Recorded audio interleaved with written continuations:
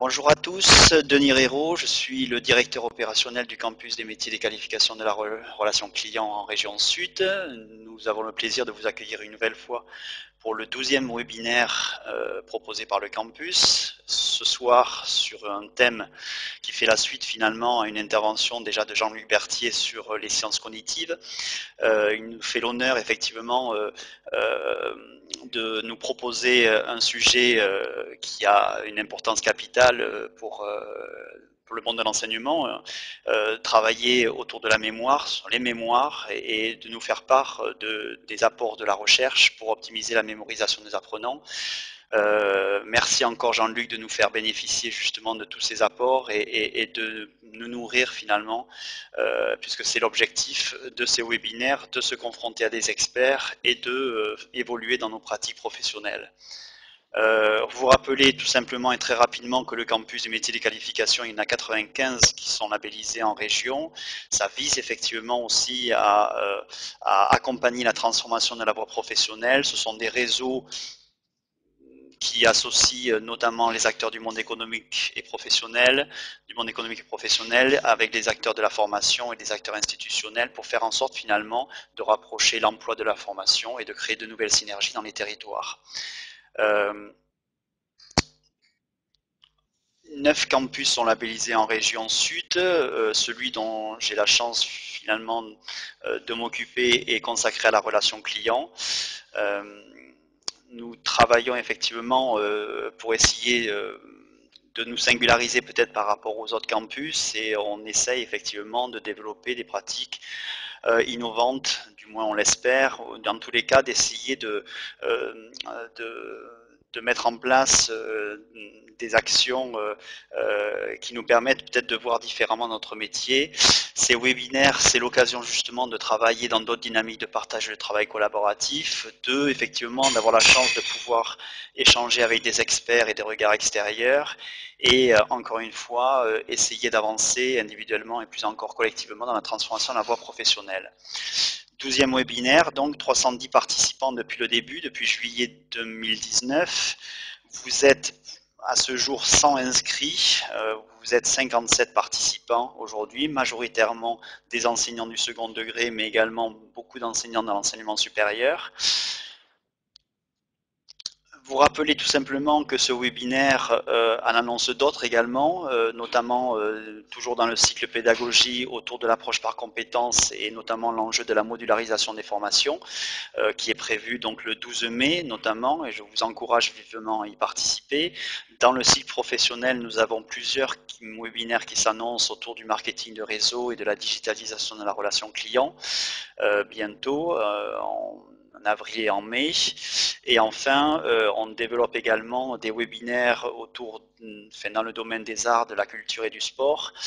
D'ailleurs, on recherche effectivement des personnes, dans ce principe de campus apprenant, on apprend aussi les uns des autres, et c'est vrai que dans cette thématique-là, je suis certain que beaucoup d'entre vous ont des passions autour de l'art et de la culture et pourraient éventuellement nous aider à mettre en place ce type de webinaire.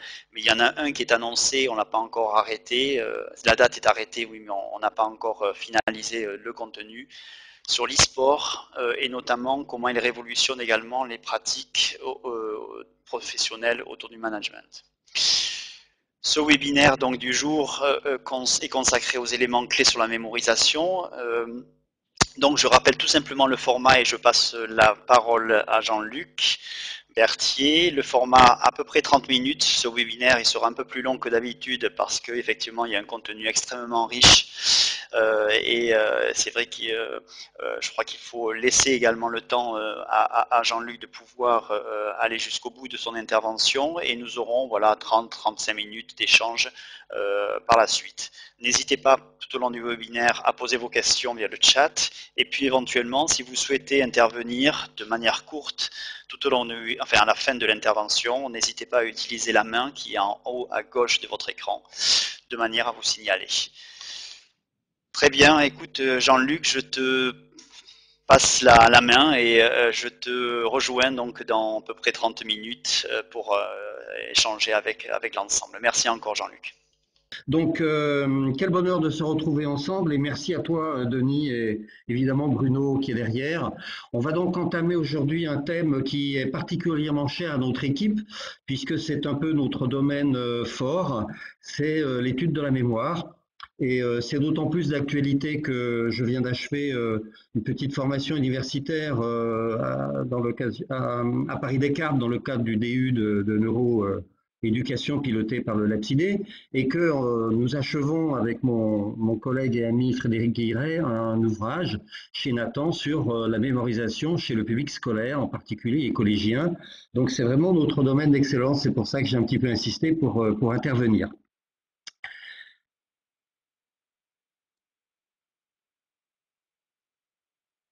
Je souhaiterais, dans un premier temps, faire passer l'idée que mémoriser est quasiment synonyme de apprendre. Et je vais entamer cette intervention par le concept de modèles mentaux. Alors, un modèle mental, c'est une représentation que nous avons sur toute chose du monde. C'est une connaissance, c'est un ensemble d'images, de souvenirs, de définitions, d'informations, etc. autour d'un concept, d'une notion. On a des modèles mentaux sur toutes les choses, sur toutes les choses de la vie, et ces connaissances s'appuient sur des réseaux de neurones.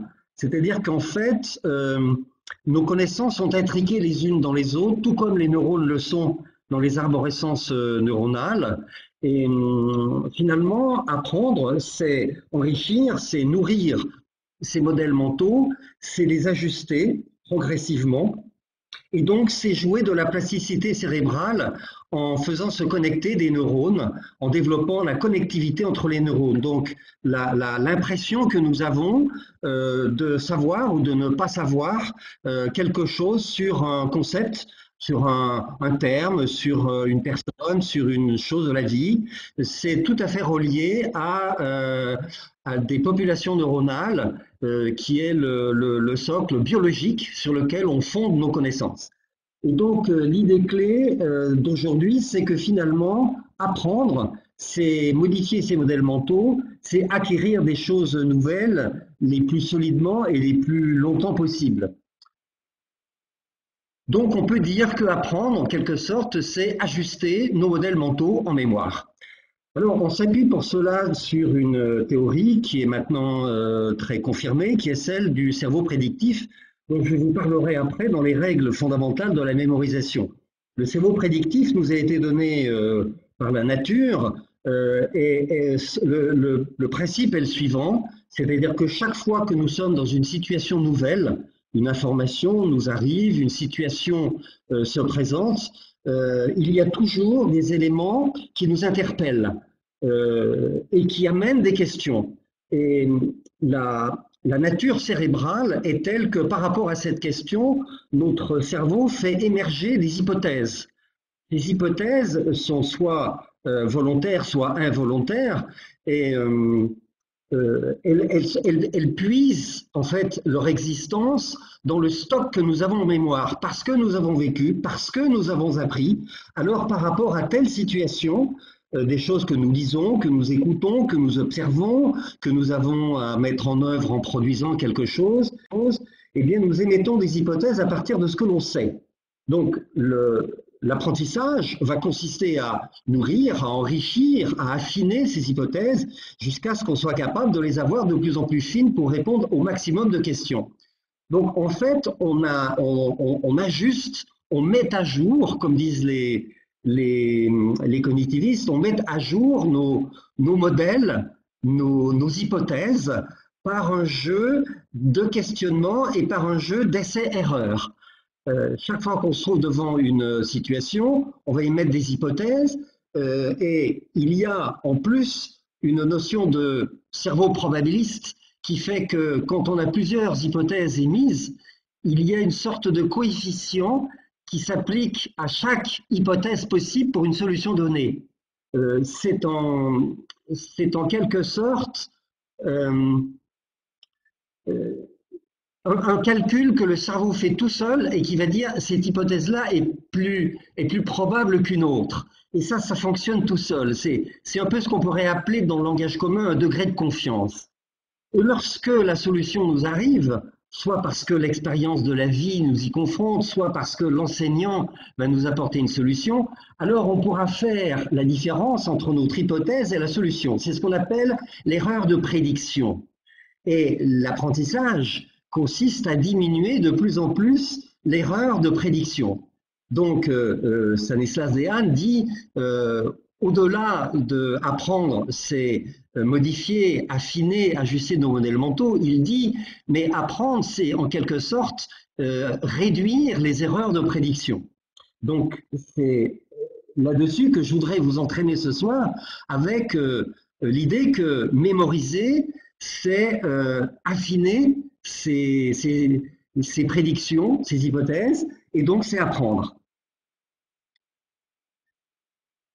Alors nous allons essayer de suivre très rapidement les étapes que va suivre une information à partir du moment où elle vient de l'extérieur, qu'elle nous parvient par l'objet de nos sens, via nos sens, c'est-à-dire une parole que l'on entend, un propos que l'on entend, une lecture que l'on fait, une observation que l'on fait, etc.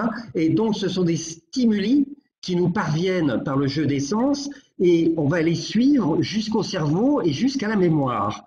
Donc ça commence par des stimuli et on a autant de mémoire de réception de ces stimuli que de sens. On en a qui sont plutôt portés vers le visuel, d'autres sonores, d'autres etc. Et une fois que le stimuli parvient, il est traité sous la forme d'abord d'un encodage, c'est-à-dire qu'il faut transformer ce stimulus qui est physique, c'est une onde sonore pour le son, ce sont des photons pour le visuel, etc. Donc il faut le transformer en signaux neuronaux. Donc c'est toute la biologie, c'est toute la neurobiologie qui va se mettre en place. C'est ce que l'on appelle l'encodage. Et ce signal va tomber dans cet atelier cognitif dont on a déjà parlé et qui est la mémoire de travail. Mais le terme mémoire n'est pas très bien adapté parce que c'est plutôt une fonction exécutive. Et c'est vraiment l'espace qui est formé par un ensemble de populations neuronales qui vont traiter ces signaux. C'est-à-dire que cet atelier, cette mémoire de travail est reliée à tous nos stocks mémoriels et ils vont nous permettre de reconnaître ce signal, de le lier à d'autres signaux qui lui correspondent, à le comprendre, à l'identifier et par un mécanisme attentionnel aussi développé que possible, parce que l'attention fait partie de la mémoire de travail. Donc vous voyez que la mémoire de travail, c'est bien davantage qu'un stockage d'informations, c'est vraiment opérationnel. Voilà, c'est une fonction d'exécution qui traite, qui compare, qui hiérarchise, qui met en forme et qui fait des allers-retours avec les mémoires de stockage. Donc, cette nouvelle information va être traitée et va être ensuite répartie, déployée dans les différentes mémoires. Mais la mémoire de travail appelle aussi de ces stocks de mémoire, de quoi comprendre, etc.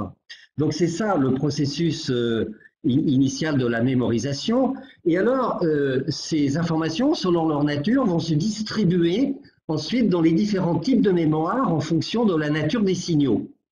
Si par exemple on s'intéresse à une chanson de Brassens, prenons cet exemple, on peut avoir de la chanson de Brassens une information de type souvenir, je vois le chanteur, j'étais là, ça m'a produit des émotions, donc c'est vraiment, ça relève vraiment de la mémoire épisodique, la mémoire des souvenirs, mais ce peut être aussi le sens de la chanson, le titre de la chanson, mais qui est donc Brassens, etc.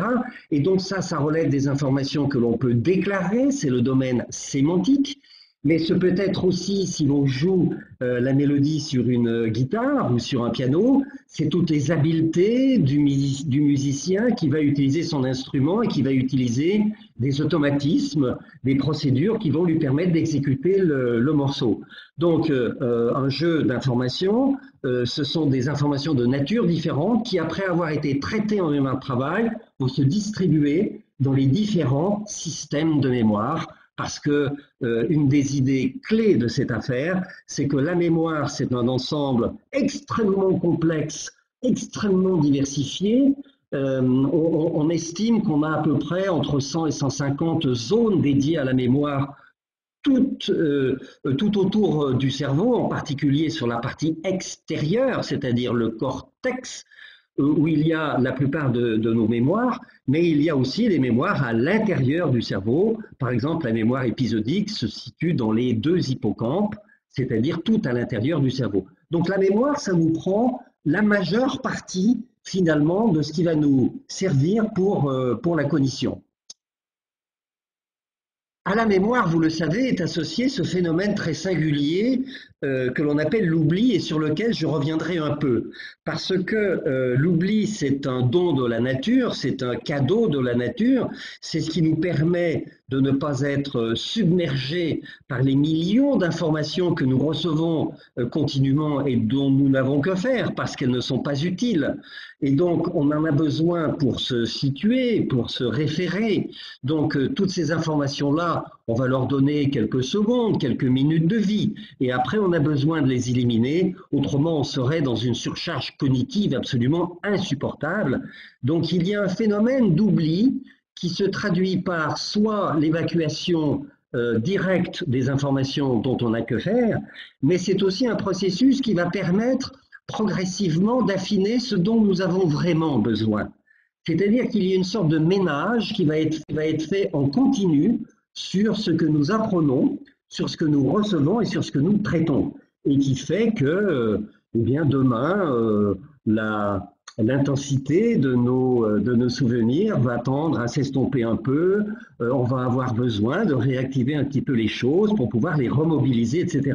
Donc il y a un jeu un peu antagoniste entre le phénomène de l'oubli, qui est naturel, qui nous aide, qui nous protège, hein, les malheurs d'aujourd'hui seront moins forts demain, etc. Et la consolidation, surtout, bien sûr, dans l'activité d'apprentissage, en particulier dans l'activité scolaire. Donc, pour contrecarrer l'oubli, il va falloir donc mettre en place des stratégies bien pensées, efficaces, performantes de consolidation. Alors, ce qui est intéressant à savoir pour l'enseignant, c'est que les différents types de mémoire, en fait, sont gérés par des fonctionnements différents. C'est-à-dire que leur temporalité est différente. Par exemple, la mémoire sémantique n'est pas une mémoire généralement durable sur toute la vie. Les choses, on a tendance à les oublier, elles s'estompent, il est de plus en plus difficile de les rappeler, de les mémoriser, donc il va falloir se refrayer des chemins qui vont conduire jusqu'à la connaissance de tel savoir, de tel autre, etc.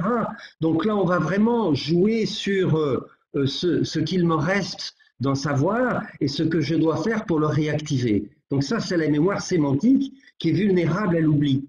La mémoire épisodique, c'est un petit peu pareil, sauf que la mémoire épisodique, c'est un ensemble d'agrégats mémoriels de nature visuelle. Voilà, j'étais ce dimanche dernier avec des amis dans le jardin, donc ce sont des images, et il y a des sons, il y a des émotions, il y a les autres, donc ce sont des informations de nature extrêmement différentes qui sont nos vidéos personnelles. C'est souvent très personnel, un souvenir. Et alors, c'est sujet effectivement à l'oubli, à la déformation dans le temps. Et alors, il y a la mémoire procédurale, c'est-à-dire la mémoire des automatismes, apprendre à former les lettres pour écrire, à manier les chiffres pour l'arithmétique, tous ces automatismes, des gestes quotidiens, de savoir conduire, de savoir utiliser un clavier d'outils numériques, etc., etc. Et ça, la mémoire procédurale, qui se situe ailleurs, c'est-à-dire elle est plutôt dans la zone pariétale, c'est-à-dire au sommet du crâne légèrement en arrière, ou carrément dans le cervelet, pour ce qui concerne les gestes, les choses motrices, eh bien, elle est résistante à l'oubli. C'est-à-dire qu'un quelqu'un qui est atteint d'Alzheimer, en général, on ne touche pas à sa mémoire procédurale.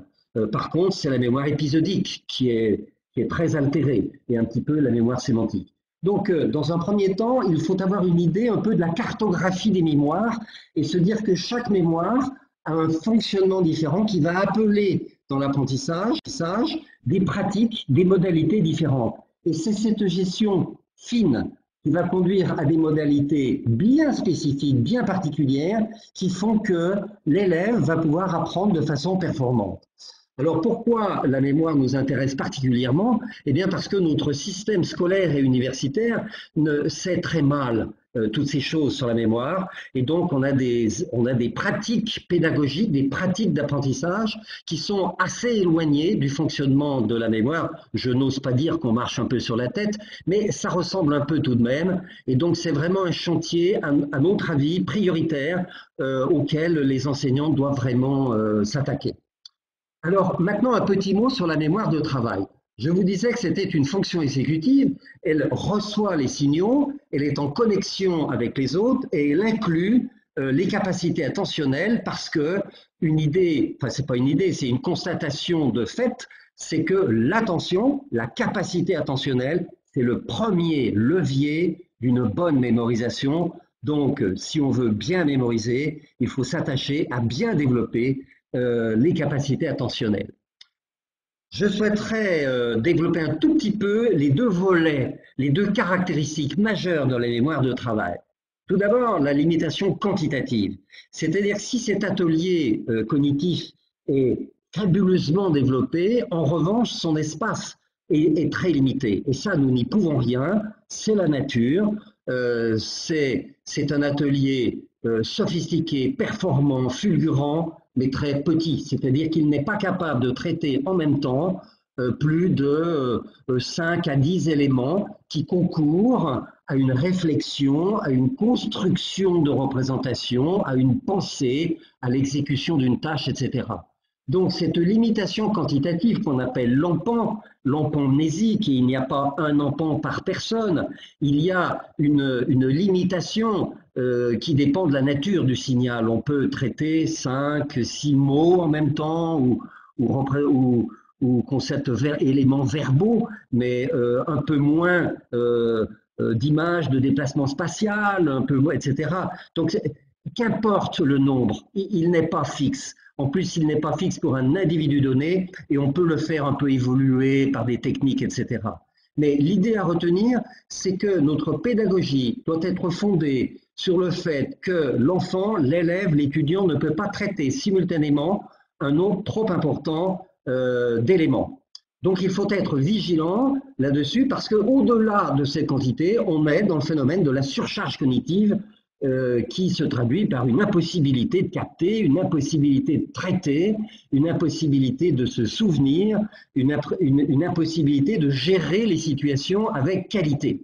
Et en particulier, ça appelle le concept de complexité, c'est-à-dire cet ensemble d'éléments qui sont parfois en tension, qui sont parfois nombreux, l'aspect multifactoriel d'une situation. Donc il va falloir la gérer finement parce que si on est dans une complexité qui dépasse les capacités de la mémoire de travail de l'élève, l'élève ne peut plus réfléchir, il ne peut plus traiter. Donc l'idée, ça va être de décomposer la complexité en petites étapes. Si on n'arrive pas à franchir une marche élevée dans l'escalier de la complexité, eh bien, il va falloir monter des petites marches. Et c'est à cette condition-là que l'élève il pourra s'adapter à ce qu'on lui propose. Et cette complexité, ça tombe sous le sens, va dépendre évidemment du niveau des élèves selon qu'il est en niveau primaire, en collège, en lycée ou dans le supérieur. En plus, ça va être quelque chose d'un petit peu compliqué parce que les niveaux de complexité dépendent évidemment de chaque individu. Je voudrais vous montrer les deux petits rectangles colorés qui sont juste en dessous, parce que si le rectangle global représente en quelque sorte, symbolise la capacité de la mémoire de travail, on peut voir qu'à gauche, en bleu, ça représente, je dirais, le traitement des informations de bas niveau. Est-ce que je connais ce mot? Est-ce que ce concept a un sens pour moi? Est-ce que cette image, je la comprends, etc. Donc c'est vraiment immédiat. Et la partie de droite, c'est l'aspect réflexif, de la mémoire de travail. Qu'est-ce que j'en fais de toutes ces informations? Est-ce que j'arrive à traiter mon problème de maths? Est-ce que j'arrive à composer ma dissertation d'histoire? etc. Est-ce que je comprends cette problématique générale d'économie ou d'histoire? Et on voit que entre la partie gauche en bleu et la partie droite en rose, il y a une sorte de curseur que l'on peut déplacer. C'est-à-dire que si à gauche, l'élève, l'étudiant a suffisamment de procédures, d'automatisme, est-ce qu'il sait bien manipuler les chiffres, bien effectuer ses opérations mathématiques, bien construire un graphe, bien lire, bien enchaîner les indicateurs de syntaxe, etc. Alors, la partie gauche va être petite et ça va laisser de la place à l'espace de réflexion. Conclusion, avec une population, par exemple, d'enfants qui ont peine à lire, qui manipulent pas bien les opérations mathématiques de base, etc., tout va être absorbé par la partie gauche et la réflexion sera limitée au minimum. Donc l'enfant passera beaucoup d'énergie cognitive à essayer de comprendre les mots du texte, etc. Il sera incapable d'avoir une réflexion en méta sur le texte. Donc l'idée pour l'optimisation de la mémoire de travail, c'est de développer l'entraînement attentionnel, d'une part, c'est de développer les procédures, savoir bien lire, savoir bien compter, etc., savoir bien faire les opérations de base, et puis c'est de développer la mémoire sémantique des connaissances. Et ça, ce sont des conditions sine qua non pour arriver à atteindre la fonction opérationnelle de la mémoire de travail. Le deuxième grand volet, c'est la limitation temporelle. C'est pour ça que ce n'est pas vraiment une mémoire. C'est plutôt un atelier de transition. On ne peut retenir les éléments en traitement que quelques instants, quelques secondes, peut-être quelques minutes, mais jamais davantage. Et donc, en particulier dans l'apprentissage volontaire, il va falloir développer des stratégies qui vont nous permettre pendant un temps limité d'opérer ce traitement. Voilà. Et il va falloir surmonter cette évacuation quasi automatique des informations en mémoire de travail. Donc il va falloir surmonter cet oubli quasi systématique qui va intervenir. Voilà. Donc ça, c'est vraiment les deux grandes caractéristiques de la mémoire de travail qui vont dicter vraiment des modalités pédagogiques fondamentales dans la classe. Alors, donc, on a abordé le concept d'oubli. Dire que l'oubli, c'est un phénomène qui est naturel, il est géré par des processus moléculaires, les fameuses protéines phosphatases qui détruisent les informations au fur et à mesure qu'on les absorbe, et plus on en absorbe, plus elles sont détruites. Donc c'est une course un peu impossible. Et donc c'est incessant, c'est-à-dire c'est le jour, c'est la nuit, etc. L'apprentissage, il est volontaire par le jeu des protéines qu'on appelle kinases en biologie, mais il est volontaire parce que c'est nous qui décidons, en particulier, que nous allons apprendre. On va déclencher ces processus d'intégration mémorielle. En revanche, l'oubli, lui, il fait son travail tout le temps et tout le temps. Voilà.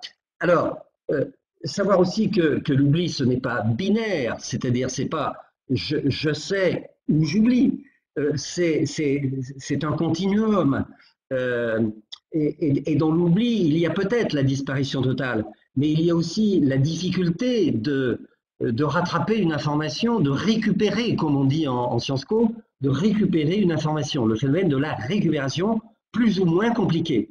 Donc il va falloir développer des stratégies de récupération. Voilà. Alors ça, c'est la nature de l'oubli et qui est donc un atout, comme je vous le disais tout à l'heure, parce que ça nous protège de l'hypermnésie qui est une véritable pathologie. Ça permet de faire le ménage de ce qui est important, de ce qui l'est moins. Et si on oublie un peu, alors on va enclencher des stratégies de consolidation mémorielle. Et oublier un peu, ça veut dire que ça va nous permettre de mieux consolider. Donc c'est en quelque sorte un mal pour un bien. Voilà. Alors, en dessous, on a donc cet impératif d'apprentissage qui est la consolidation mnésique, qui est hélas trop peu pris en compte dans les dispositifs scolaires et universitaires. Donc, il va falloir mettre en jeu un système de stratégie de réactivation et de consolidation. Et pour construire ces stratégies, eh bien, on va s'aider de ce qu'on appelle les règles universelles de la mémorisation dont nous allons parler. Alors il y en a, je ne les ai pas toutes identifiées, mais on va surtout s'arrêter sur quelques-unes. Alors tout d'abord, la consolidation. Savoir que lorsque le stimulus arrive, l'encodage et le traitement en mémoire de travail, alors il y a une modification à la fois de chaque neurone concerné et en même temps des populations de neurones. Alors vous avez à droite le schéma classique du neurone. Il y a peut-être des centaines de formes de neurones différentes. Je vous ai proposé une forme assez connue. L'information arrive par la gauche, par toutes ces petites branchettes, ces petites arborescences que l'on appelle les dendrites, et qui sont autant de connexions d'un neurone à d'autres neurones. Voilà. Et plus on apprend, plus les dendrites se multiplient et plus la connexion est importante avec d'autres neurones. En moyenne, un neurone est lié à 1000 voisins quand on est tout petit bébé, et à 10 000, voire 100 000 quand on a beaucoup travaillé, quand on a beaucoup appris. Donc l'information arrive là, et donc on voit qu'au cours de ce qu'on appelle la consolidation, il va y avoir des jeux de plasticité cérébrale qui font que la connectivité va se déployer. L'information est transmise dans l'axone, et au fur et à mesure que l'on apprend, la myéline, c'est-à-dire ces petits manchons bleus, vont s'épaissir et ça va permettre à l'information d'aller de plus en plus vite. Et on va aller au bout du neurone, vers les synapses, qui sont les lieux de jonction avec d'autres neurones. Et ces synapses-là vont se développer, se renforcer. Les neurotransmetteurs seront plus spécifiques et plus nombreux.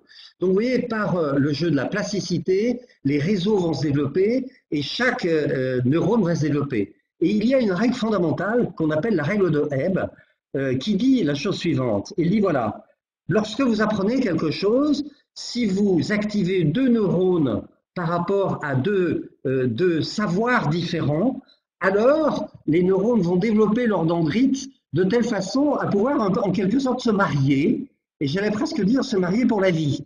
Donc ils vont se connecter ensemble, donc deux neurones activés de la même façon et plutôt en même temps vont se connecter. Et lorsque ultérieurement, il y en a un qui va s'activer parce qu'on va rappeler la connaissance, parce qu'on en aura besoin, eh bien ça va automatiquement activer l'autre. C'est-à-dire que plus on apprend, plus les neurones sont liés, plus ils s'activent ensemble et on fait des liens de connaissance en connaissance. Et ça, c'est vraiment une très très belle découverte. Alors, pardon, la consolidation se fait par un jeu de reprise, il y a ancrage et ça permet une aisance de la récupération. Consolider, c'est une chose, pouvoir accéder à l'information, c'en est une autre qui est un petit peu complémentaire. La mémoire sémantique se consolide avec une stratégie de reprise de plus en plus espacée. Il n'est pas utile de reprendre une information avec des écarts identiques, lundi, mardi, mercredi, ou bien à 15h, à 16h, à 17h. Non, ça n'a pas de sens, ça n'a pas d'utilité. Il est préférable, et la nature nous conseille, de les apprendre avec des écarts de plus en plus grands. Et là, vous voyez qu'en classe, ça pose un vrai problème de stratégie de consolidation, parce qu'il va falloir planifier les reprises avec des espaces, par exemple au bout de 15 jours, puis au bout d'un mois, puis au bout de 3 mois, etc. Donc c'est le prof qui va orchestrer la planification des reprises. Alors les enseignants nous disent souvent, mais c'est une machine à vase. Non, pas du tout. On a démontré maintes fois que cette planification est possible et qu'elle marche. Je pourrais vous présenter des expériences qu'on a conduites nous ou que d'autres ont conduites, parce que ça a été répliqué un très très grand nombre de fois, et qui démontrent que l'apprentissage à écart expansé, ça fonctionne. Maintenant, si vous avez un automatisme à acquérir, par exemple, savoir jouer du piano, savoir lire correctement, connaître bien ses tables de multiplication et j'en passe, eh bien là, c'est pas pareil, il faut s'entraîner très régulièrement et très souvent. Le pianiste fait ses gammes, le tennisman fait ses services, l'enfant apprend à lire 1 heure par jour, etc., etc. Donc vous voyez que selon la nature de la mémoire concernée, la stratégie de consolidation est différente. Deuxième grande dimension et règle fondamentale, le questionnement. Je l'abordais tout à l'heure avec la notion de nature prédictive probabiliste. Je vous en ai parlé tout à l'heure, le schéma qui suit vous l'explique. Une information arrive, des hypothèses sont émises par vous en fonction de votre capital en mémoire, en fonction de votre expérience de vie. des réponses sont données par l'expérience ou par l'apprentissage, et le cerveau va capter la réponse, va la comparer à la prédiction, erreur de prédiction de plus en plus petite, hein, et la mémoire, elle va intégrer, elle va enregistrer cette évolution de l'erreur de prédiction. La mémorisation, c'est bien cela. Qu'est-ce que ça veut dire? Ça veut dire que naturellement, le cerveau, il est fait pour mémoriser, non pas en recevant une information comme on a tendance à le penser, mais en modifiant les erreurs de prédiction par la technique du questionnement. Bien sûr qu'on peut apprendre une chose en l'écoutant, en observant, bien sûr, mais la mémorisation par questionnement est de loin et de très loin la plus efficace. Donc si on veut que les élèves et les étudiants apprennent, mémorisent correctement ce qu'on a envie et qu'ils apprennent, eh bien il s'agit de mettre en place des méthodes de questionnement. Denis me disait tout à l'heure, y a-t-il des logiciels qui permettent de le faire, etc. Voilà, oui, oui, on dispose actuellement de logiciels de mémorisation à parcours personnalisés. Il y en a parmi vous qui les connaissent, par exemple, Anki en est un, mais il y en a d'autres, il y a SuperMemo, MemoVoc, etc., etc. Donc, il existe des logiciels qui permettent de questionner les élèves sur leur savoir, avec des rythmes qui sont calculés par les algorithmes du logiciel eux-mêmes. Donc, on dispose de ces informations-là. Donc, ça veut dire que ça réhabilite et ça redonne du sens à la modalité de test. Et toutes les expériences confirment que quand on alterne l'étude avec le test, alors on a une très bonne performance. On étudie, on fait un petit test, on étudie, on fait un petit test, c'est beaucoup plus performant que si on étudie pendant 1 heure et qu'on fait un test 3 jours après. Voilà, donc l'idée, c'est d'arriver à insérer, à intriquer les tests dans la technique de l'apprentissage. Et ça, on a des techniques numériques qui le permettent, hein, tous les logiciels de test du genre Kahoot, Socrative, Plickers, etc. Ça, on a tout ça à notre disposition. Voilà. Donc, le questionnement, ça sert à se positionner avant. Je vais apprendre ceci, mais où j'en suis dans ce qui va me permettre de le comprendre? Quel est mon horizon d'apprentissage? Je vais aller jusqu'où? Donc, l'idée de se positionner avant, ça c'est tout à fait important, mais de se positionner aussi pendant l'apprentissage. Mais j'en suis où? J'ai appris quoi? Qu'est-ce qui me reste à apprendre, etc. Ensuite, le questionnement, son immense avantage, c'est que ça mobilise l'attention et ça permet de s'impliquer. C'est ça l'immense bonus du questionnement. Et puis, on a démontré que le questionnement permet de mieux comprendre et de mieux transférer ce que l'on apprend dans des situations nouvelles. L'attention, on l'a abordé tout à l'heure, c'est donc le premier levier de la mémorisation. L'attention, alors on pourrait le développer très très longuement, c'est le maintien constant sur un focus d'apprentissage et c'est arriver à ne pas se laisser distraire, c'est-à-dire avoir une attention soutenue, à passer d'un élément à un autre sans qu'il y ait d'interférence, etc. Et les mécanismes attentionnels, ça se développe et ça se développe surtout pendant l'enfance et l'adolescence parce qu'après, c'est beaucoup plus compliqué. Donc c'est un rendez-vous à ne pas manquer entre l'individu, la famille, bien entendu, et l'activité scolaire. Et donc c'est lié à la mémoire, à la mémoire de travail. Donc, c'est essentiellement la gestion des distracteurs. Alors, l'attention, c'est soit exogène, soit endogène. C'est exogène parce que si tout d'un coup, vous avez un stimulus qui vient voilà, vous perturber, c'est d'origine extérieure. Mais ça peut être aussi intérieur, c'est-à-dire c'est une pensée qui vous traverse, etc. Et donc, le développement de l'attention repose sur la gestion des distracteurs. Alors, la distinction entre l'attention et la concentration, c'est que la concentration, c'est uniquement interne, c'est pas exogène, c'est je décide d'être concentré. Alors, bon, vous le savez tous, nous sommes tous mono-attentionnels, hein, le double tâche, ça n'existe pas, mais on pourrait faire un module entier sur l'attention. Et en termes de neurones, si vous voulez, un apprentissage de qualité, je vous l'ai dit un peu en vous montrant le schéma du neurone, et ça permet une accélération de la transmission des informations avec un S si possible. Alors la compréhension, qu'est-ce qu'elle vient faire là-dedans? Alors la compréhension, comprendre un système, et ça c'est pas les sciences cognitives, c'est les sciences de l'éduc qui nous l'ont appris depuis très longtemps. Comprendre un système, c'est identifier, mais je vous en avais peut-être déjà un peu parlé, c'est identifier les éléments d'un système et c'est établir des liens entre ces éléments-là. Quels sont tous ces mots? Quels sont tous les éléments d'une expérience en physique, etc. Donc c'est identifier les éléments et c'est voir comment ils fonctionnent entre eux. Et à la compréhension d'un système vient toujours s'adjoindre des éléments extérieurs au système qui viennent contextualiser, qui permettent de mieux globalement comprendre un système. Alors, on voit bien que pour comprendre, il faut connaître les éléments du système, les mots, etc., voilà, ce qui constitue ce qui construit le système. Donc, on va dans la mémoire. On ne peut pas comprendre sans savoir. Ce n'est pas possible. On ne peut pas comprendre un texte étranger si on ne connaît pas les mots qui composent les phrases, si on ne connaît pas la syntaxe, c'est-à-dire l'organisation, les liens, les indicateurs orthographiques, de déclinaison, etc. à l'intérieur. Voilà.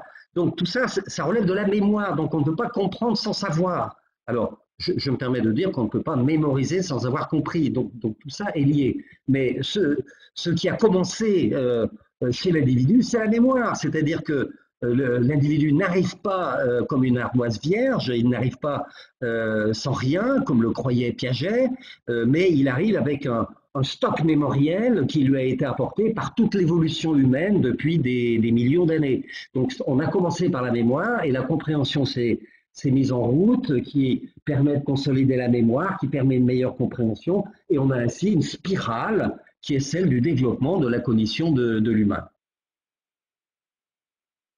Voilà, donc il faut savoir pour comprendre, mais il faut comprendre pour mémoriser. Alors, ça, on peut le décliner très fortement en termes de modalités pédagogiques. On ne peut pas imaginer qu'on retienne un texte d'économie-gestion si on ne connaît pas à l'intérieur un certain nombre de mots. C'est pas possible. On peut pas mémoriser dans le vide, dans les choses qu'on ne connaît pas. Donc, il faut bien articuler tout ça, le vocabulaire, le sens des concepts, etc.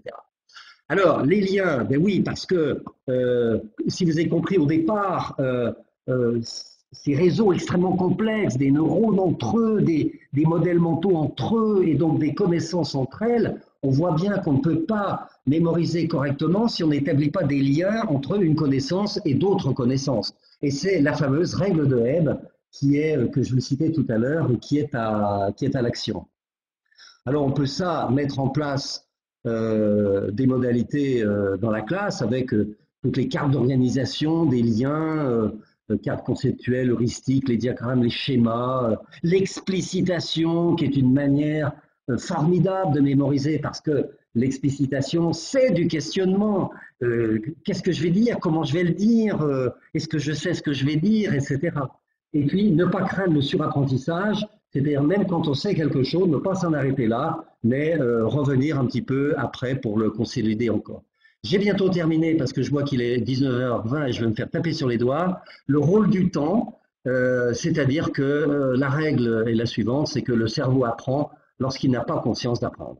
Le cerveau mémorise lorsqu'il n'a pas conscience de mémoriser. On ne mémorise pas au moment où l'on apprend, on mémorise après. C'est le cerveau qui se charge de le faire à notre insu, de façon inconsciente, au cours du sommeil, lorsqu'il fonctionne sans conscience, c'est-à-dire par ce qu'on appelle le réseau par défaut, au cours des pauses.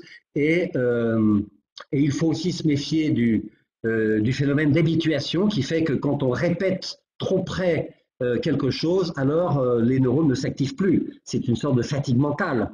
Donc il faut étaler l'apprentissage sur des temps un peu longs parce qu'autrement, le cerveau sature, il n'apprend plus.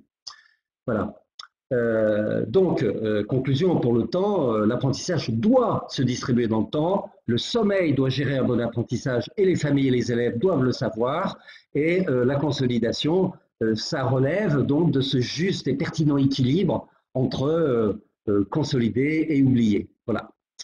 Donc c'est pour ça que dans toutes nos préconisations sciences cognitives, dans nos classes, etc., On essaie de chasser la technique de l'apprentissage massé.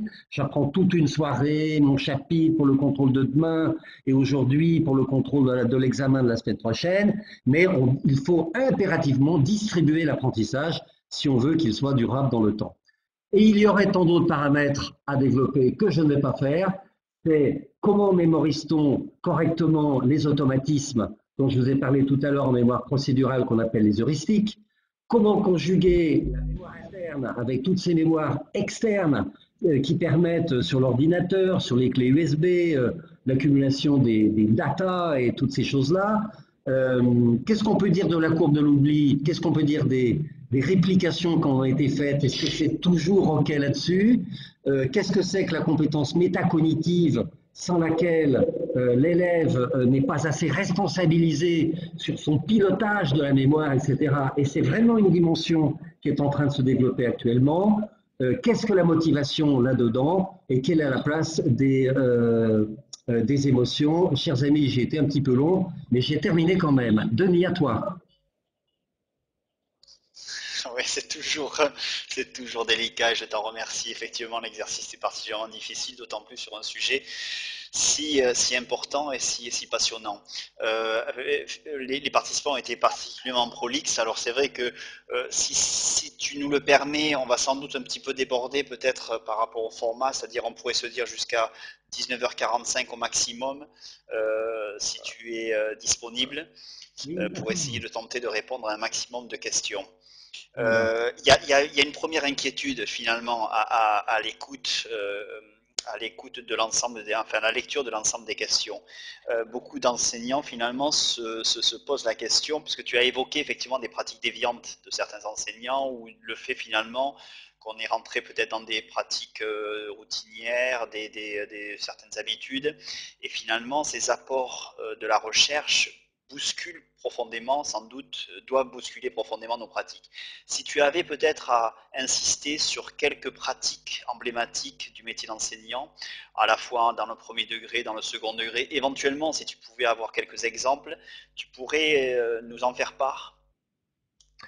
Oui, alors c'est exactement les questions qu'on s'est posées ce matin avec Stéphanie, qui est peut-être encore là, présente. Nous sommes en train de démarrer un gros projet sur le Togo, où la tradition scolaire repose beaucoup sur la mémorisation massive, automatique et pas très construite. Donc l'idée, c'est comment on peut revisiter ces techniques pédagogiques autour de la mémoire.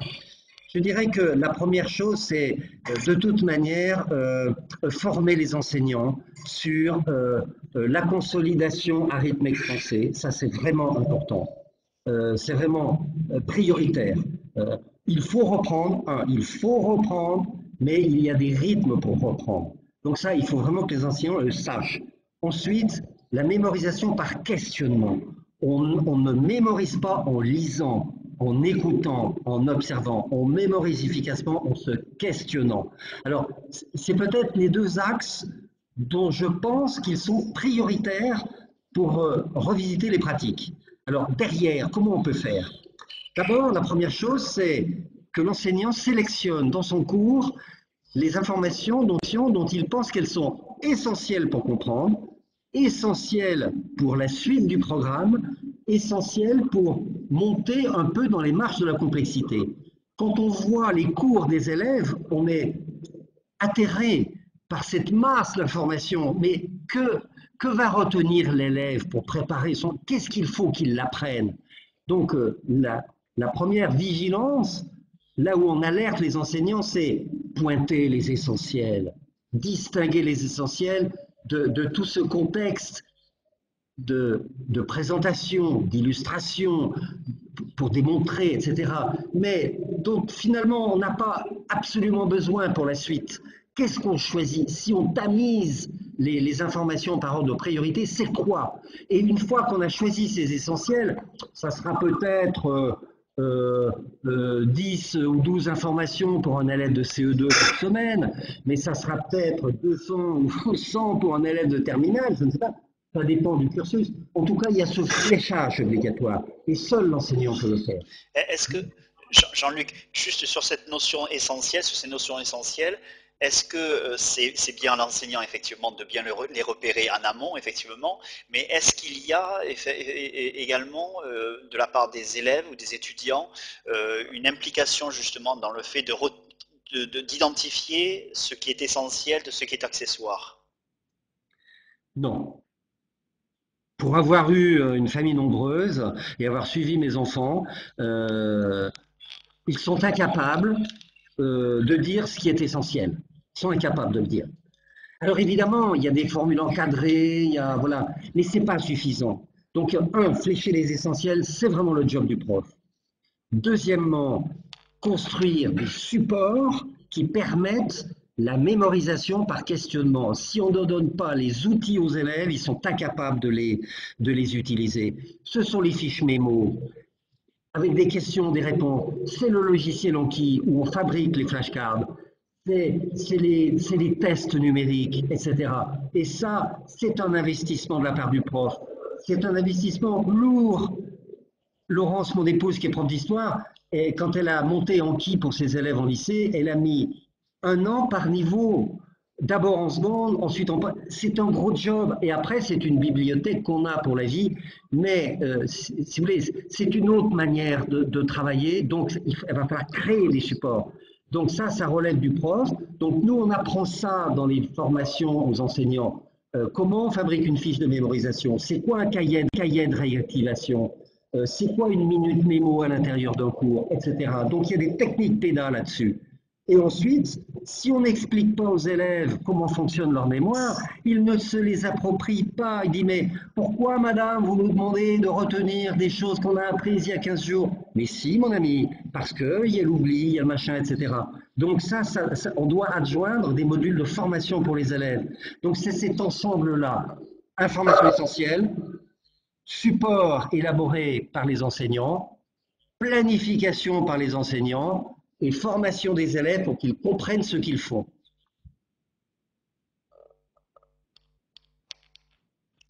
Je pense que tu as dû défiler le webinaire. En fait, on est passé sur un autre diaporama. Il faudrait peut-être le recharger. Pardon, excuse-moi. Il faudrait que tu le recharges. Voilà, super. Parfait. Donc, notion essentielle, j'ai bien entendu, effectivement. Support ensuite, et construire effectivement des supports pour questionner l'élève, fiches mémo, les tests, etc. D'accord, ça c'est deux éléments clés. Est-ce qu'il y en aurait d'autres éventuellement, ou c'est vraiment pour toi les deux éléments centraux? Alors, en termes d'entrée par la mémorisation, oui, vraiment, vraiment. Alors ensuite, parce que quand des enseignants décident de revisiter leur pratique éclairée par les sciences cognitives, il faut bien qu'ils commencent à dérouler la pelote par un fil. Donc en général, ce fil, c'est la mémorisation. Pourquoi? Parce que c'est peut-être là où on marche le plus à l'envers, c'est peut-être là où c'est prioritaire pour la suite. C'est ça qui permet un peu de limiter le décrochage scolaire, parce qu'un élève qui ne mémorise pas, il ne comprend pas, et quand il arrive à un certain niveau, il décroche, et après c'est terrible. C'est pourquoi il est conseillé de démarrer par l'axe mémoire. Mais l'idée, c'est de compléter éventuellement au départ, mais aussi au fil de cette appropriation de ces nouvelles techniques, parce que l'enseignant ne peut pas tout faire, il ne peut pas tout faire en même temps, il ne peut pas tout découvrir en même temps, il ne peut pas tout s'approprier en même temps.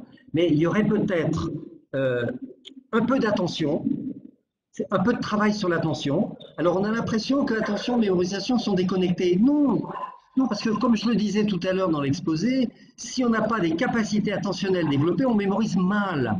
Donc il faut en même temps faire son entraînement, sa gymnastique attentionnelle, voilà, comme on fait quelques exercices le matin pour se mettre en forme dans la journée. L'attention, c'est un entraînement par un jeu de mise au calme mental. Ça, il y en a énormément, on a des milliers d'élèves qui font ça. Mise au calme mental, expliquer qu'à travers telle activité pédagogique, eh bien, pendant 3 minutes, on va faire attention, on va développer son attention, voilà, comme le conducteur fait attention à la route, etc., etc. Donc, euh, pointer quelques activités dans lesquelles on dit aux élèves, voilà, certes, on va faire de l'histoire, mais dans la lecture de ce texte, eh bien, pendant 3-4 minutes, on va développer son attention. Voilà, etc. Donc toute cette gymnastique-là, on peut de façon bénéfique l'associer à la mémorisation. Et puis je dirais qu'il y a aussi des techniques très simples de cartes d'organisation. On étudie, tu le sais bien Denis, parce que tu étais prof d'éco-gestion, je crois, ou d'économie, quand on a traité une problématique, l'idée c'est on ferme les cahiers et on se met par 2 ou 3 et on fabrique la carte heuristique, la carte mentale de cette problématique. Ça va prendre un quart d'heure, mais les élèves vont devoir se remémorer ce qu'ils ont vu, préciser ce qu'on a compris, et on priorise. Voilà, la création, la production d'une carte mentale, c'est un magnifique exercice de mémorisation-compréhension. Donc on ne peut pas complètement dissocier les deux. Donc je dirais que par rapport à ce que j'ai pu dire tout à l'heure, bon, mais les enseignants font ce qu'ils veulent, hein. Moi c'est simplement le fait un peu de notre observation qui nous le dit. On pourrait associer des petits exercices attentionnels. De toute manière, ça servira tout le temps. Et puis, peut-être autour de la compréhension. Je dirais que s'il y a ces 2 petits satellites complémentaires, ça peut faire un joli édifice pour démarrer. Très bien, oui, effectivement, tu évoques les pratiques collaboratives, effectivement, c'est un élément clé, j'imagine, parce qu'on apprend effectivement seul, mais on apprend aussi avec les autres. Et c'est vrai que tu viens de l'évoquer, alors que tu n'en avais pas forcément beaucoup parlé précédemment. C'est bien qu'on avait parfois l'impression que c'était on apprend seul. Donc effectivement, il y a après, bien entendu que non. Il y a tout un ensemble d'activités qui vont permettre effectivement à la fois aux jeunes enfin à l'apprenant de se questionner, mais de se questionner à la fois individuellement, mais collectivement. C'est ce que tu dis, effectivement. Je me permets une parenthèse. Euh, le développement des compétences collaboratives au travail. D'abord, nous sommes un des derniers pays du monde à préparer nos élèves à cela qui est tellement attendu dans les études supérieures et de plus en plus, et d'autre part dans le travail. Donc on a vraiment du retard à rattraper, mais ça a comme vertu de permettre une différenciation, parce que quand on fait travailler les élèves ensemble, ça ne veut pas dire qu'on leur fait faire la même chose tous. On peut leur attribuer des rôles en fonction de leur personnalité, de ce qu'ils ont à développer, etc. Donc il y a une dimension différenciatrice qui est tout à fait importante. D'autre part, souvent le travail collaboratif, c'est l'expression orale. Or, dans l'expression orale, on a l'explicitation, et dans l'explicitation, on a la compréhension-mémorisation. Donc il y a de nombreuses vertus autour du travail collaboratif. Il y a aussi le développement des capacités attentionnelles, parce que quand on parle, on mobilise beaucoup plus notre attention que quand on écoute, contrairement à ce qu'on pourrait croire. Donc, à travers les techniques collaboratives, on développe beaucoup de qualités qui sont évidemment toutes liées à des fonctions exécutives, des fonctions cognitives. Et cette connaissance effectivement du fonctionnement de sa propre mémoire, de son cerveau, enfin de ses pratiques, elle est essentielle. Tu l'avais effectivement explicité lors du dernier webinaire, mais effectivement, le fait de le présenter, de travailler en fait, d'identifier son propre mode de fonctionnement de sa mémoire participe effectivement à améliorer sa capacité de mémorisation. Je me permets là encore pour compléter ce que tu dis, on est en train de développer très fortement l'axe de la compétence métacognitive. Alors ça vous paraît peut-être un peu abscon, mais la métacognition, c'est le regard qu'on a sur comment j'apprends, est-ce que j'ai ce qu'il faut pour apprendre, est-ce que ma méthode d'apprentissage est la bonne, où j'en suis dans mon parcours, c'est quoi mes leviers forts, c'est quoi mes leviers faibles, etc. Et la métacognition, ça conduit l'élève vers son autonomie, vers sa responsabilisation. Et donc, ça contribue à sa motivation. Donc, il s'avère, et il y a énormément de travaux là-dessus. Bon, moi, je connais un peu tout ça parce que j'ai participé à l'élaboration du rapport sur la métacognition du conseil scientifique, là, récemment, avec Joël Proust. Et donc, on est en train de développer ça parce que on s'est aperçu que la dimension métacognitive, c'était un fort levier pour la qualité de la mémorisation. Parce que si l'élève, il sait mieux comment il doit apprendre, et s'il sait mieux quelle est la méthode qui lui correspond le mieux, etc., alors il va progresser rapidement. il va devenir vraiment pilote de son apprentissage. Donc, on est en train de développer cet aspect-là, on appelle ça la compétence métacognitive, par un jeu de ce qu'on appelle des fiches de progression métacognitive. On fait le point avec les élèves, etc. Un enseignant qui a prochainement son conseil de classe et qui a besoin de faire le point avec l'élève ou sa famille, peut très bien monter ce qu'on appelle un entretien métacognitif, c'est-à-dire par un jeu de questions bien pointées, etc., faire réfléchir l'élève sur mais comment il s'y prend, où est-ce qu'il en est dans son apprentissage, dans ses connaissances pour comprendre, etc., etc. Donc actuellement, on est en train de travailler là-dessus parce qu'il nous semble que c'est une dimension importante de la mémorisation. Très bien. Euh, il y a énormément de questions, on n'arrivera pas à y répondre tous. Ce que je vous propose, c'est que je vais copier-coller en fait l'ensemble des questions et je les ferai parvenir à Monsieur Berthier. Malgré tout, il y en a certaines, effectivement, notamment, tu avais parlé la dernière fois on avait parlé de l'entretien d'explicitation, on avait fait référence à Vermèche. On avait effectivement aussi évoqué donc du moins cette dimension d'explicitation, de questionnement comme essentiel effectivement pour consolider sa mémoire. Dominique Truand nous fait part effectivement du soin effectivement apporté à Vermèche sur la mémoire épisodique et pour relancer justement son explicitation. Elle fait le lien également avec la Madeleine de Proust. Est-ce que c'est vers ces éléments-là aussi, c'est-à-dire c'est vrai qu'on a tendance parfois à ne pas jouer sur la mémoire épisodique quand on est enseignant. Alors, je vais essayer de répondre, mais euh, ce que tu viens de dire a été haché. Il y a eu plein de petites coupures, donc j'ai pas tout compris. Mais je vais quand même essayer de répondre sous deux angles. Euh, L'explicitation, c'est une véritable technique d'apprentissage. Enfin, c'est pas une technique, c'est une vigilance. C'est tout l'enseignement explicite qui a été développé par John Hattie et tout cela.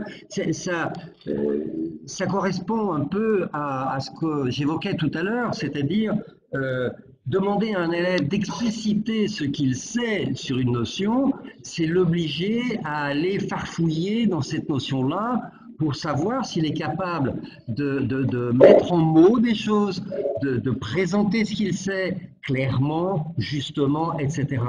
Donc, peut-être qu'on accorde, alors vous allez me dire, ça prend du temps, oui, bien sûr, mais peut-être qu'on n'accorde pas assez d'importance à ces pauses d'explicitation de la part des élèves qui contribuent effectivement à mieux franchir les petits degrés de la connaissance d'une notion ou les différentes étapes de la complexité d'une notion.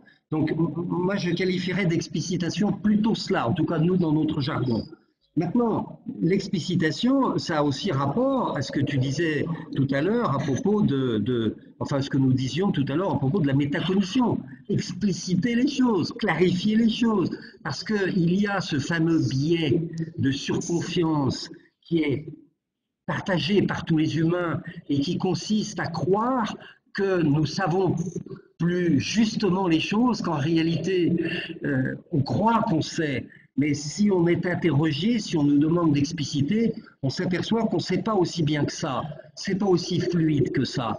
Donc l'explicitation, ça sert aussi à surmonter ce piège de surconfiance, ce piège de familiarité. Je vois quelque chose, j'entends quelque chose, je crois que je le sais. En fait, on ne le sait pas si bien que ça. Et donc l'explicitation, ça sert aussi à explorer toutes les petites niches de compréhension autour d'une notion, d'une connaissance, etc. Il y avait une question qui est peut-être un peu plus spécifique à la voie professionnelle et apparemment je pense que je l'associe à un enseignant qui déclare: pour nos élèves à faible empan, faut-il renoncer à la mémorisation sémantique pour se recentrer ou se concentrer sur la mémorisation procédurale?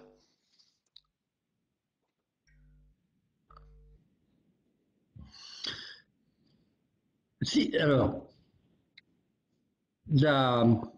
l'empan-mnésique, c'est-à-dire cette espèce de quantification du nombre d'éléments qu'on retient en mémoire de travail pour traiter une tâche, Oui. cet enfant, il a tendance à augmenter quand on dispose de procédures, d'automatismes.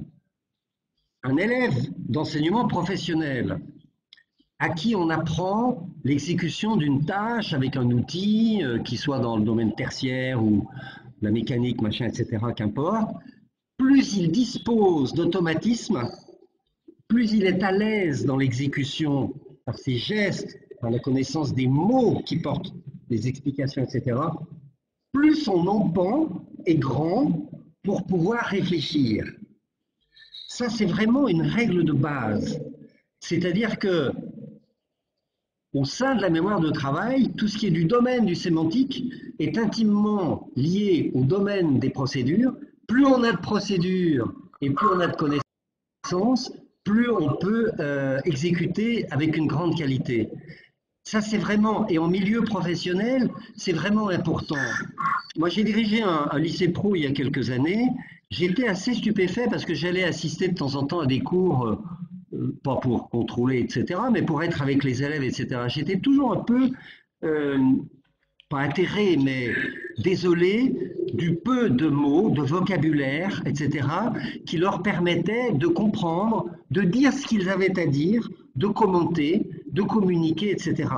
Alors que des exercices visant à mémoriser du vocabulaire, comme quand on est en CE2 et qu'on apprend les 150 mots de l'année qui permettent de communiquer correctement, comme on apprend pour le bac littéraire des mots de la langue française pour s'exprimer et des mots de la littérature, etc., exactement de la même manière, eh bien cette gymnastique devrait faire partie j'allais presque dire, de la grammaire de base de la cognition. Ça, c'est tout à fait important. Alors, je ne sais pas si j'ai répondu à la question. Oui, oui, je pense effectivement, et je pense que je te remercie parce que c'est vrai que tu fais un éclairage particulier sur la voie professionnelle et notamment sur comment on peut finalement essayer de lier davantage effectivement cette mémorisation procédurale qui est le cœur finalement aussi de l'action ou des projets dans lesquels les élèves sont, avec cette mémorisation sémantique, et tu fais le lien effectivement parfaitement et tu donnes l'importance effectivement à ce lien-là. Non, je pense qu'effectivement tu as répondu. Écoute, je regarde l'heure parce qu'effectivement il est 19h44. Je voudrais pas utiliser, je regarde en même temps s'il y a bien d'autres questions et je m'en excuse par rapport, enfin, auprès des collègues. Je pense qu'on va faire peut-être sous cette forme-là, c'est-à-dire que je récupère l'ensemble des questions, je te les fais parvenir et puis on fera peut-être juste une réponse, peut-être s'il y a des éléments que tu souhaites apporter directement par l'écrit, ça sera peut-être plus intéressant. Alors tu as dû voir que tu as évoqué effectivement la partie de la métacognition qui était un élément clé qui intéresse aussi particulièrement les collègues. Peut-être qu'on se donnera l'occasion de revenir une prochaine fois, mais là on se donnera le temps peut-être le Je temps terminerai. d'y penser. Il y a deux axes sur lesquels on travaille. C'est comment on construit un entretien métacognitif pour faire le point avec un élève, pour le booster, pour le remotiver, etc., etc. Et il y a des tentatives d'entretien qui sont faites aussi avec les parents, c'est possible aussi. Donc, la métacognition, qu'est-ce qu'une question métacognitive? Quel support on peut avoir pour faire réfléchir toute une classe sur, voilà, ça c'est la première chose. Et la deuxième chose, c'est ce qu'on appelle le style motivationnel de l'enseignant. C'est-à-dire que on peut générer de la motivation par des postures professionnelles. Et on est trop dans on fait trop confiance à notre personnalité d'origine pour essayer d'être un bon prof. Alors, en général, ça marche, parce qu'on n'est pas prof par hasard. C'est parce qu'on sait communiquer, c'est parce qu'on aime bien, c'est parce qu'on donne confiance, etc. Mais notre idée, c'est, on peut peut-être essayer de rationaliser ça et donner aux enseignants peut-être des opportunités de progrès voilà, pour favoriser la motivation chez les élèves. Donc ça, c'est ces deux angles qui, à mon avis, sont des pistes d'avenir pour enseigner de façon plus performante et se sentir mieux dans les lieux d'apprentissage. Alors c'était effectivement la question, une nombreuse question qui tournait autour du lien entre motivation et mémorisation. Il y avait également mémorisation et attention, mais tu as apporté effectivement des réponses. Mais par contre, cette question de liée à le lien entre motivation et mémorisation faisait l'objet de pas mal de questions. Alors c'est vrai que tu évoques ce sujet de métacognition avec ces deux aspects, faire un entretien métacognitif je dirais que ce serait même un élément essentiel aujourd'hui. On voit bien l'enjeu dans la consolidation des connaissances. Et ensuite, tu évoques effectivement ce travailler autour de la motivation, essayer de donner peut-être d'esquisser des postures qui favoriseraient effectivement cette dimension motivationnelle. Est-ce que ça pourrait faire l'objet d'un prochain rendez-vous, Jean-Luc? Euh, Permets-moi de te dire on n'est pas mûr. On est en phase de construction d'outils et surtout de test de ces choses-là dans les classes. On travaille beaucoup, beaucoup. Laurence, mon épouse, fait un travail de recherche pour maturer un peu, tu vois, une piste comme ça. Donc, moi, le sujet, il faut longtemps pour maturer un peu, tu vois, une piste comme ça. Donc, moi, le sujet D'accord, m'intéresse particulièrement, mais on n'est pas prêt. Moi, je suis pas prêt à intervenir dans les semaines qui viennent d'accord, là-dessus. d'accord. Non, non, non, non, mais c'était juste, voilà, on évoque une piste, mais ça sera effectivement peut-être l'occasion de nous revoir peut-être sur cet élément-là, en se donnant effectivement le temps. Voilà. Mais écoute, je te propose, dans tous les cas, tu auras le mot de la fin, comme d'habitude, Jean-Luc. Je remercie de nouveau Bruno pour son aide précieuse. Je remercie l'ensemble des participants. Vous êtes encore 59 à suivre ce webinaire actuellement. Je m'excuse effectivement auprès de l'ensemble des participants parce que on n'a pas pu effectivement aborder l'ensemble des questions. Je les transmettrai à Jean-Luc et il se donnera le temps peut-être d'y apporter quelques réponses. Je te remercie une nouvelle fois, Jean-Luc, pour ta patience, pour ton humanité, pour la richesse effectivement de ton intervention. Je me permets de te souhaiter un joyeux anniversaire puisque c'est le Volontiers. jour, effectivement. Non, mais c'est pas Voilà, grave. et je te passe la parole. Et C'est je te pas grave, passe c'est la pas parole. grave. Merci Mais encore, Jean-Luc. effectivement, ouais, ouais, ouais. Bon, bref. Alors, écoute, si tu me laisses le mot de la fin, parce que je vois que le compteur est en train de dégringoler, donc moi je tenais vraiment à vous remercier, vous dire que qu'importe si on n'a pas tout traité, parce que de toute manière on en aurait pour 15 jours, mais l'important c'est de se saisir de ces affaires, de les mettre en application dans les classes et vous dire et vous redire que vous êtes les acteurs de l'expérimentation de tout ça dans les classes. Ça nous manque énormément dans le passage si compliqué de la théorie à la classe et que nous, notre organisation, elle sert beaucoup, beaucoup à ça. Donc, je vous remercie de l'intérêt que vous avez porté.